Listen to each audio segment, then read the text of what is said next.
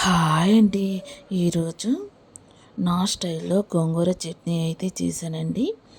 ఎలా చేశానో ప్రాసెస్ అయితే చూసేద్దాం.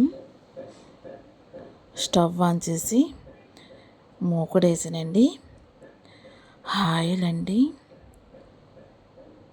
ఆయిల్ అయితే వేడైంది. జీలకర్ర అండి, శనగుళ్ళు అండి. ఒక 2-3 నిమిషాలు కలుపుకుంటూ ఫ్రై చేసుకోవాలండి.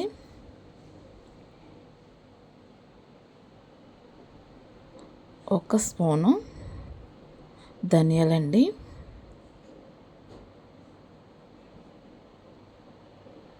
ధనియాలు వేసి ఒక 2-3 నిమిషాలు కలుపుకుంటూ ఫ్రై చేసుకోవాలి.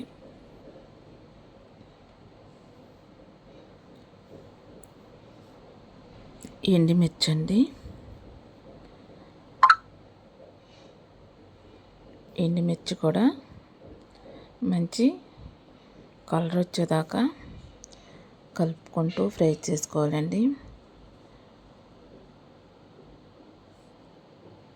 మంచిగా మధ్య మధ్యలో కలుపుకుంటూ ఫ్రై చేసుకోవాలి. చూడండి, ఎండుమిర్చి మంచి కలర్ అయితే వచ్చేసినాయి. వేరే ప్లేట్లోకి అయితే తీసేస్తున్నాను. అదే ఆయిల్లో గోంగూర ఫ్రై చేసుకోవాలి.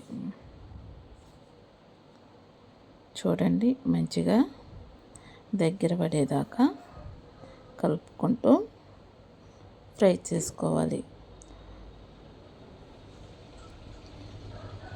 గోంగూర అయితే మంచిగా ఫ్రై అయితే అయింది. చూడండి, ఇలా దగ్గర పడేదాకా మనం కలుపుకుంటూ ఫ్రై చేసుకోవాలి.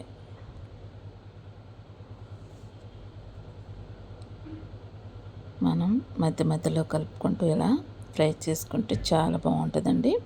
గోంగూర కూడా మంచిగా మగ్గిపోయిద్ది. వాటర్ అనేది లేకోకుండా ఇలా ఫ్రై చేసుకోవాలి. గోంగూర కూడా మంచిగా మగ్గిపోయింది కదండి. స్టవ్ ఆఫ్ చేసేసి చల్లారించుకోవాలి. మిక్సీ జార్లోకి అయితే ఎండుమిర్చి తీసుకున్నానండి. కొంచెం సాల్ట్ వేసేసి మిక్సీ పట్టేశాను. 4-5 వెల్లుల్లిపాయ రెమ్మలండి, ఉల్లిపాయ ముక్కలు మిక్సీ అయితే పట్టేశానండి. చట్నీ పోపు చేద్దాం. ఆయిల్ అండి, ఆవాలండి, మినపగుళ్ళండి, శనగపప్పు అండి,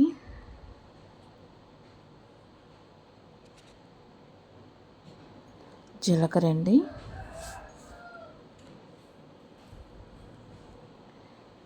2-3 వెల్లుల్లిపాయ రెమ్మలండి.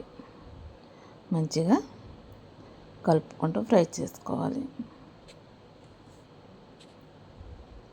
ఎండుమిర్చి అండి, పోప్స్ అనేది మంచి కలర్ వచ్చేదాకా ఫ్రై చేసుకోవాలి. ఒక 2-3 వెల్లుల్లిపాయ రెమ్మలు వేసాను కదండి. ఇప్పుడు కరివేపాకు వేసి మంచిగా కలుపుకుంటూ ఫ్రై చేసుకోవాలి. చట్నీ వేసి స్టవ్ ఆఫ్ చేసేసి మంచిగా కలుపుకోవాలి.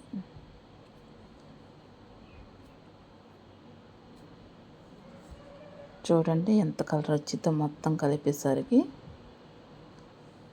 మనం స్టవ్ ఆఫ్ చేసేసి చట్నీ కలుపుకుంటే చాలా బాగుంటుందండి. చూడండి ఎంత కలర్ ఉందో. గోంగూర చట్నీ అయితే రెడీ అయితే అయ్యిందండి. వీడియో నచ్చినట్లయితే లైక్ చేయండి, కామెంట్ చేయండి, షేర్ చేయండి, సబ్స్క్రైబ్ చేసుకోండి ఫ్రెండ్స్.